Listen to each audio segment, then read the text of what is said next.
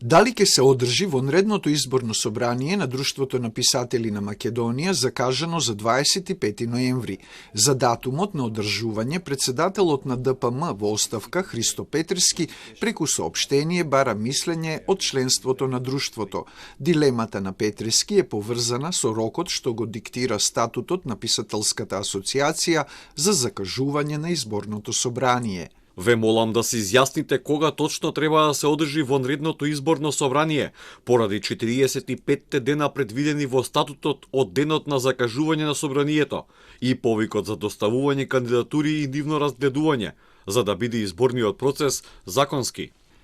Петрески сугерира на изборниот ден да се користи новиот деловник, донесен во мај лани, според кој е воведена ждрепка за избор на лица кои ќе ги бројат гласовите, а броењето да биде јавно.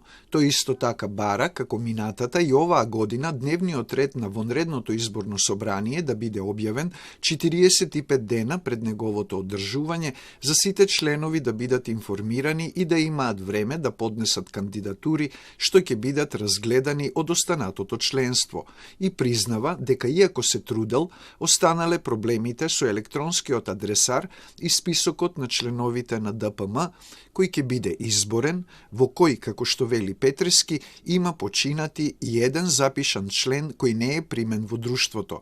Затоа бара од членството да укаже на пропустите. А председателката на собранието на ДПМ контра Петрески.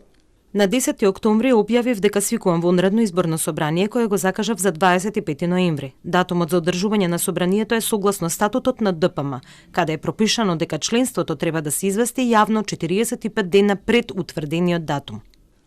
Николовска потврди дека од Петрески не добила точен и комплетен електронски адресар и список од членството, ниту список за собранискиот одбор, поради што не можела да свика годишно собрание на ДПМ. Добила и постара верзија на деловникот за работа на седницата на изборното собрание. Во овие околности, како што вели, таа сама работи на надминување на проблемите во интерес на демократски и фер избори. На изборното собрание ќе се бираат нови председатели на друштвото и на собранието и членови на председателството и на други тела, откако на 6 октомври мнозинство од председателството поднесоа оставки незадоволни од раководењето со Друштвото на писатели на Македонија.